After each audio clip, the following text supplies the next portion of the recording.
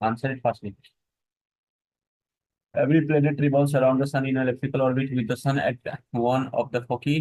During the orbital motion of a planet uh, around of the sun in an elliptical orbit, at a particular instant of the planet is very closer to the sun. The planet is called perigee or perihelion, and at the other instant, when it is far away from the sun, the point is called apogee or aphelion.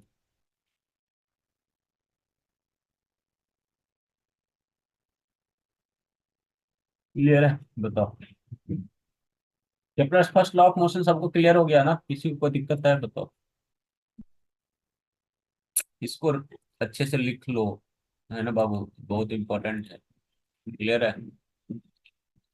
Every planet revolves around the sun in an elliptical orbit. Sun at one of the foci, ठीक है। Orbital motion during the orbital motion of the planet around the sun in an elliptical orbit of particular instant the planet is very closer to the sun। okay? जब सन के close होता है तो उसको हम क्या कहते हैं? पेरीहेलन कहते हैं। ये क्वेश्चन आ चुका है ना, तो प्लीज टेक इट केयरफुली। और इसी को पैरिडी भी कहते हैं। तो पीपी शॉर्टकट में देखो मैं कैसे याद रखता हूँ, पीपी याद रखता हूँ ना। निकट है तो पीपी, और फार है तो ए। जैसे मान लो अमृतसर बहुत दूर है ना, तो उसको क्या करो? ए दूर है, तुम अप्रोच नहीं कर सकते मुझे, ठीक है? तो अपी हेलन, है ना, अपोगी। अरे समझ रहे हो? हाँ, हंसो तुम तो। ठीक है, instant is far away from the sun. Clear है? मजा आया? ट्रिक ट्रिक दिमाग में सेट करने, ट्रिक ट्रिक पे काम करोगे ना तो मजा आएगा तुम्हें, फिर क्वेश्चन तुमसे सॉल्व होगा, रैंक बनेगा। है ना? हमारा काम सिलेक्शन लेना नहीं है ना, समझ रहे हो? क्या बन काम है हमारा? अरे पता है ना, हाँ एग्जैक्टली एग्जैक्टली, अपन को रैंक चाहिए, है ना? तो रैंक कब आएगा? जिस तरीके से मैं बता रहा हूँ उस तरीके से काम करोगे तभी होगा, नहीं तो सालों साल तुम्हारे निकल जाएंगे। समझ रहे हो? कुछ नहीं होगा। एग्जैक्टली, यस और no. Kepler second law. Clear? Everyone everyone fast. Clear? लिखो लिखो फटाफट, एवरीवन लिखो। लिखो बाबू लिखो। Line joining the sun and the planet sweeps out equal area in equal interval of time, और area velocity of the radius vector is constant. मतलब simple सी बात है, रेडियस कम होगा तो वेलोसिटी क्या हो जाएगा? ज्यादा हो जाएगा। एग्री करते हो? बताओ। एग्री करते हो? बताओ। एग्री करते हो? बताओ। अगर रेडियस क्या होगा? कम होगा। कम होगा, तो जो हमारा वेलोसिटी है वो क्या होगा? ज्यादा होगा। क्यों होगा ज्यादा? क्यों होगा ज्यादा? क्योंकि मेरे को एरिया क्या करना है? कांस्टेंट रखना है। एरिया क्या करना है? कांस्टेंट हम करेंगे, है ना? एरिया हम कांस्टेंट स्वेप आउट करेंगे, ठीक है? So sweeps out equal area in equal intervals of times in velocity radius is constant. Clear? बताओ बताओ बताओ बताओ। बताओ एवरीवन एवरीवन एवरीवन। अच्छा अच्छा अच्छा अच्छा अच्छा, क्लियर क्लियर क्लियर क्लियर। किसी को यहाँ तक किसी भी तरह के डाउट है तो बताओ। फटाफट फटाफट फटाफट फटाफट फटाफट फटाफट। Clear clear clear clear clear.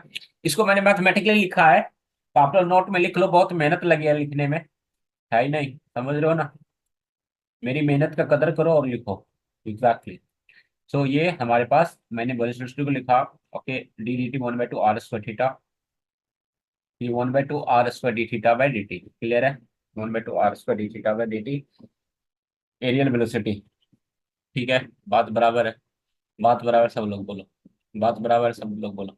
D theta by D T को हम क्या लिखते हैं? D theta by D T को हम क्या लिखते हैं? बताओ। Everybody everybody. D theta by D T हमारा ओमेगा हुआ, हाँ या ना? हाँ या ना? एवरीबॉडी यस और नो? तो ये हमने क्या दिया कि जो हमारा वेलोसिटी हो गया, एरियल वेलोसिटी हो गया L/2m। L/2m clear? L/2m clear? Everyone clear? Everybody clear? बताओ। मजा आया सबको? मजा आया सबको? एल का एंगुलर मोमेंटम है, mass of the unit L. इसको याद रखना है ना, बहुत इंपॉर्टेंट है। इस पे क्वेश्चन तो डायरेक्ट L/2m पे, जेई मेंस में क्वेश्चन डायरेक्ट आता है ना। जो areal velocity L/2m, areal velocity L/2m, areal velocity L/2m। Clear? बताओ बताओ बताओ। याद हुआ? याद हुआ? समझ में आया? समझ में आया? मजा आया? मजा आया? बोलो, अरे बोलो यार, बोलो बोलो बोलो। सो केपलर सेकंड लॉ क्या है? केपलर सेकंड लॉ में क्या कहना चाह रहा हूँ, मेरी बात को समझो। केपलर सेकंड लॉ क्या है? कॉन्सिक्वेंस है किसका? Law of conservation of angular momentum. ये क्वेश्चन जेई मेंस में भी आ चुका है, ये क्वेश्चन जेई मेंस में भी आ चुका है, जेई मेंस में आ चुका है, और नीट में भी आ चुका है। समझ रहे हो? मेरी बात को समझ रहे हो? तो मैं क्या करूँ? केपलर सेकंड लॉ क्या कॉन्सिक्वेंस है किसका? Law of conservation of angular momentum का, ठीक है? Law of conservation of angular momentum का। क्लियर? यहाँ तक? यहाँ तक किसी बच्चों को किसी भी तरह के डाउट है? बाबू बोलो, जल्दी से बोलो बाबू। ठीक है? Clear clear clear clear. Notes में फटाफट लिखो, है ना? नोट में फटाफट लिखो। Clear clear clear? बताओ। यहाँ तक किसी को कोई दिक्कत है? रुको यार, दे रहा हूँ, है ना? Exactly exactly exactly. मैं क्या करूँ, capital second law consequence law conservation में, ये तो हम समझ में आ गया। According law second law of planet move faster when it's near to the sun. मैंने बताया ना कि सन के निकट होंगे तो ये क्या फास्टर जाएंगे, ये याद रखो, बहुत इंपॉर्टेंट है।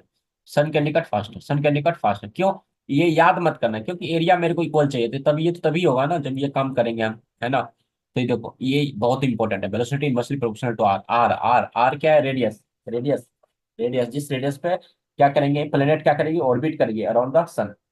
सो इसको मिला दो तो V R equals to constant, V R equals to constant हो जाएगा कि नहीं हो जाएगा बताओ। तो वी, सो मैं वी मैक्स तो आर मैंने V1 R1 लिखता हूँ मैं, V1 R1 V2 R2, यहाँ पर मैंने मैक्स में लिख दिया, तो कंफ्यूज मत होना, ठीक है। बात बराबर है, जब भी मैक्सिमम होगा तो आर क्या होगा, मिनिमम होगा, और बी मिनिमम होगा तो आर क्या होगा, ये आर है, इसको इसको ये गलत लिखा गया, आर कर लो, ठीक है, ये क्या है, आर है, ये क्या है, आर है। Exactly exactly। बताओ बताओ बताओ बताओ बताओ बताओ बताओ बताओ बताओ। समझ में आया, मजा आया सबको, बोलो। चल पहले, अरे आसान है, क्लियर क्या, third law, third law, third law हमारे पास क्या, square of time period is proportional to R cube, है ना। इसी को मैंने टी स्क्वायर आर क्यूब करके कांस्टेंट कर दिया, तो कंफ्यूज मत होना, कंफ्यूज मत होना दोस्तों, कंफ्यूज होने की जरूरत नहीं है। इसी को मैंने क्या कर दिया, okay, T square by R cube, इसी को मैंने क्या लिख सकता हूँ, T1 square, T1 square, okay, divided by क्या लिख सकता हूँ, R1 क्यूब, R1 क्यूब, है ना, इक्वल टू, फिर से मैं क्या लिख दूंगा, T2 square divided by R2 cube. समझ में आ रहा है, बोलो दोस्तों। किसी भी बच्चों को किसी भी तरह के डाउट है यहाँ तक तो tell me, clear, everything is clear, clear everybody, everybody fast. अरे बोलो दोस्तों, क्लियर है, क्लियर है, clear clear clear clear clear clear. ठीक है, तो मैंने क्या कहा था, square of time period of revolution of a planet around the sun is proportional to the cube of the mean distance of the planet, okay, from the sun to the semi major axis, clear. बोलो, from the sun to the semi major axis, semi sun और the semi major axis, clear, semi major, basically, okay, from the sun और semi major axis, clear है। R क्या है, सन से दूरी है, R क्या है, सन से दूरी है। मीन डिस्टेंस, मीन डिस्टेंस की हम बात करते हैं, क्वेश्चन में तुमको दिया हुआ रहेगा, क्लियर, एवरीबॉडी क्लियर, बोलो फास्टली, एवरीबॉडी क्लियर, यहाँ तक किसी को कोई भी डाउट है बताओ। तो 2A हमारे पास टोटल लेंथ है, मेजर एक्सिस का लेंथ है, मेजर एक्सिस, क्लियर, क्लियर। तो अगर हम सेमी मेजर एक्सिस लेंगे तो हमारे पास एक क्यूब हो जाएगा, क्लियर, क्लियर, बताओ। यहाँ तक किसी बच्चों को किसी भी तरह का डाउट है, क्लियर, बताओ। Exactly exactly exactly. तो न्यूटन लॉ ऑफ ग्रेविटेशन मैंने आप लोगों को करा दिया है ना, तभी आप एक बार रिकैप कर लो।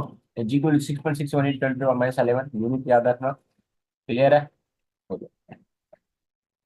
क्लियर है, क्लियर है। यहाँ पर आर प्लस आर क्या हो जाएगा, 2R हो जाएगा, तो हमने उसको यूज किया है, ठीक है? बोलो बोलो बोलो बोलो। Two mass M1 and separated at a distance D along lines, so the distance x of the given null point. So L यहाँ पर मैंने क्या निकाला है, NP निकाला है, नल पॉइंट।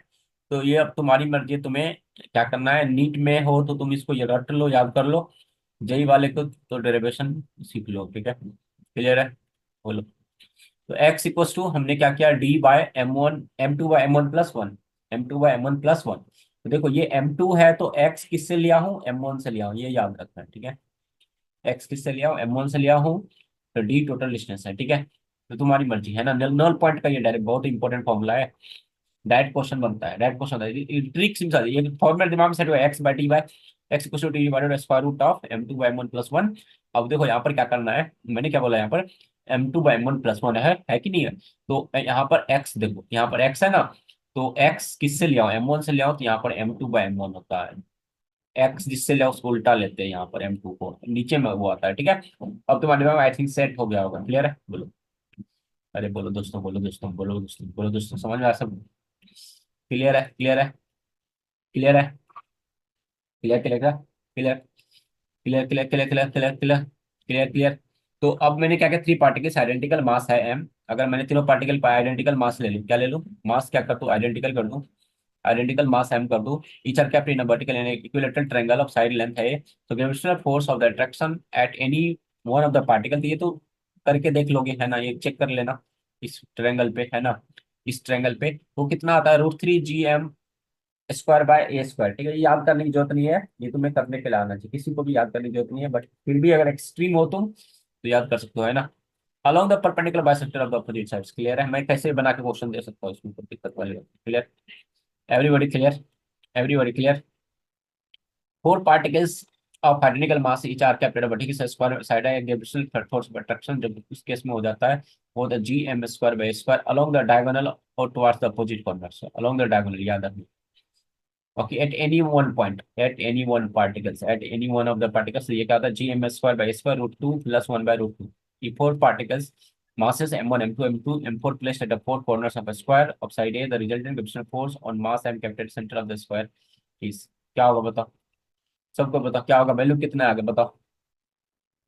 वैल्यू ये आता है, तो ये तुम याद करना चाहो याद करो, डेरिवेशन करना चाहो डेरिवेशन करो, तुम्हारी मर्जी में, तुमको फोर्स नहीं लगाऊंगा, फोर्स नहीं लगाऊंगा इस फोर्स की तरह।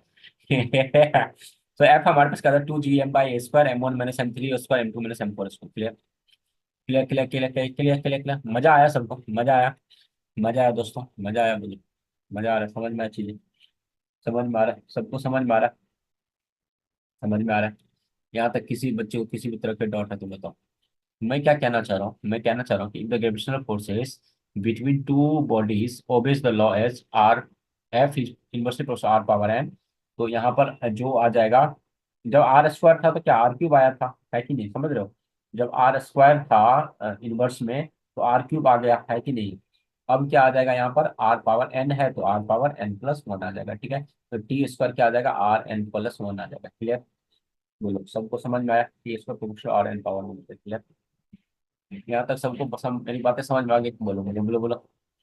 तो relation between G and capital G मैंने पहले करा दिया, G equal to G M by R square, G equal to four by three pi G R दो। ठीक है, डेंसिटी के टर्म्स में लिखा दिया। ठीक है, वेरिएशन जी अलोंग एल्टीट्यूड करा दिया हूँ सबको। ये मैंने बताया कि अप्रोक्सीमेशन हम लेते हैं जब एच की वैल्यू क्या है, छोटा है आर के कंपेरिजन में, तब हम बाइनोमियल लगाते हैं, तब हम G equal to one minus two H by R लिखते हैं। इसमें एक्सेप्शन है, अदरवाइज ये फॉर्मूला यूज करो, हमेशा ये वाला यूज करो, इस पे हमेशा कोशिश करो। ठीक है? क्लियर है? क्लियर क्लियर, बताओ बताओ बताओ। समझ में आया सबको? समझ में आया सबको? तो एल्टीट्यूड के साथ जी की वैल्यू क्या हो जाएगी, डिक्रीज करेगी। और ये जो है ना रिलेशन, ये बहुत इंपॉर्टेंट है, क्वेश्चन पेपर में आता है छप के, है ना? तो delta G by G two H by R, delta G by G two, मैंने डिफरेंशियल ले लिया दोनों तरफ, कर लो तुम भी, तुमसे भी आ जाएगा। ठीक है? सो बताओ, अब इसी में एम से दोनों तरफ मल्टीप्लाई कर सकते हैं, किसी को दिक्कत है? एम से अगर मल्टीप्लाई कर दे तो दिक्कत है? So M delta G divided by M G, so delta W by W आ जाएगा डब्ल्यू एच बाई आर। ये क्वेश्चन अभी तक नहीं आया था, मेरे को लगता है कि कभी ना कभी क्वेश्चन आएगा, तो चेक कर लो, तो कंफ्यूज मत होना, है ना? तो वहाँ पे याद अमित सर के क्लास से क्वेश्चन आया था, ठीक, इंपॉर्टेंट। तो delta W by W equal to two H by R, delta W W equal to two H by R. Clear? मजा आया? मजा आया सबको? बोलो clear clear clear. So altitude के साथ क्या है, डेप्थ के साथ जाओगे तो G D G into one minus D by R होता है। ठीक है, इसमें कोई एक्सेप्शन नहीं है, टेंशन मत लेना। ठीक है, डेप्थ एज डेप्थ इंक्रीज जी डिक्रीज करेगा, सिंपल सी बात है कि नहीं? क्लियर? यहाँ पे देखो, यहाँ पर ये दिमाग में रखना है ना, इसको इग्नोर मत करो, है ना? Delta G by G, delta G by G यहाँ पर क्या हो जाएगा, डेल डी बाई आर, है ना? डेल्टा वहाँ पर टू डी बाई आर। ठीक है, इसमें एम से मल्टीप्लाई कर दो तो डेल्टा डब्ल्यू डब्ल्यू क्या आ जाएगा, डी बाई आर आ जाएगा, हाँ या ना? बोलो बोलो बोलो बोलो बोलो, आया? क्लियर? Clear clear. अब ये इंपॉर्टेंट है, variation G with latitudes, okay, height के साथ पोल पर और इक्वेटर पर जो होता है। तो इस फॉर्मूला को डायरेक्ट मैंने डेरिवेशन करा दिया था, ओके, पिछले वाले ओके सेशन में। तो अब देखो ये फॉर्मूला याद रखो, G R omega square cos square five. Okay, very important formula, G minus R omega square cos square five. Clear? बोलो सबको बात पता है? Clear clear clear. तो g is the acceleration due to gravity when the earth does not rotate, and g not g phi is the acceleration due to gravity at the altitude phi due to rotation of the earth। phi क्या है हमारा, altitude लिया है हमने अर्थ का, phi हमने क्या लिया, एल्टीट्यूड लिया अर्थ का। क्लियर है?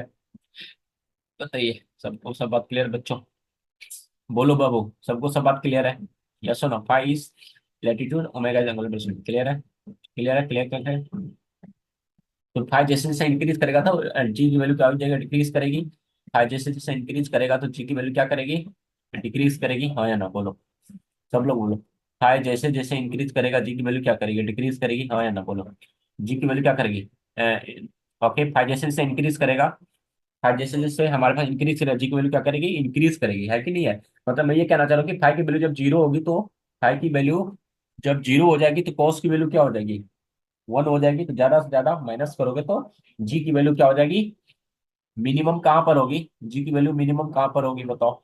जी की वैल्यू मिनिमम कहाँ पर हो जाएगी, इक्वेटर पे हो जाएगी, क्योंकि वहां पर तुम ज्यादा से ज्यादा सब्ट्रैक्ट कर रहे हो। और जब तुम पोल पर जाओगे तो पोल पर फाइव की वैल्यू 90 हो जाएगी, तो cos 90 जीरो होता है, तो ये आर ओमेगा स्क्वायर बराबर पूरा का पूरा टर्म जीरो हो जाएगा, तो जी के बराबर आ जाएगा। तो मिनिमम कब होगा, जब फाइव जीरो का मतलब इक्वेटर पर होगा, है ना, मतलब कि कहाँ पर होगा, ये इक्वेटर पर मिनिमम होगा। और पोल पर तुम्हारा क्या हो जाएगा, मैक्सिमम हो जाएगा। और पोल पर क्या हो जाएगा, मैक्सिमम हो जाएगा, बताओ। सबको सब बात समझ में आ रहा है। यहाँ तक किसी बात बच्चे को किसी भी तरह का डाउट है तो बताओ। Tell me fastly everybody, everybody.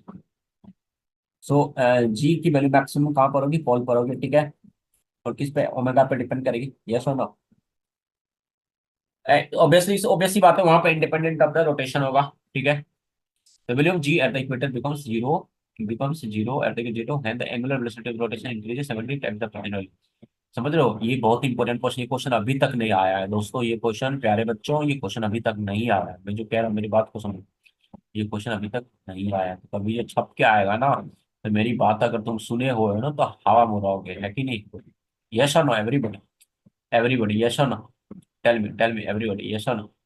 अरे बात समझ में, 17 टाइम्स, अभी अगर ओमेगा है तो बाद में 17 ओमेगा हो जाएगा, तो तुम्हें वेट महसूस ही नहीं होगा। जब जी जीरो हो जाएगा तो वेट महसूस होगा क्या, नहीं होगा, हाँ या ना।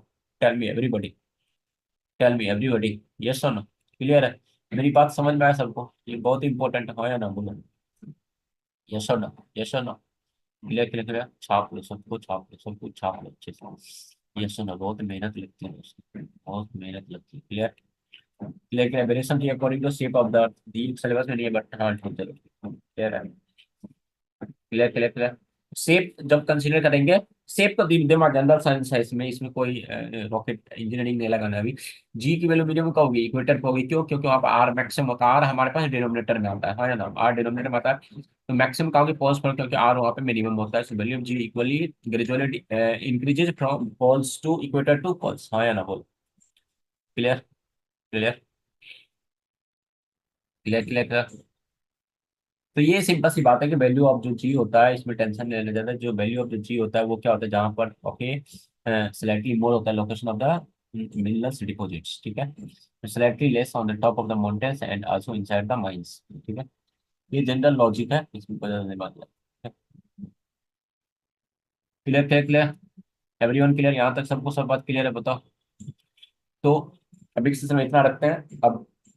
अभी 1 घंटा और लगेगा, फिर ये सिलेबस कंप्लीट हो जाएगा, फिर उसके बाद अपन क्वेश्चन करेंगे, ठीक है।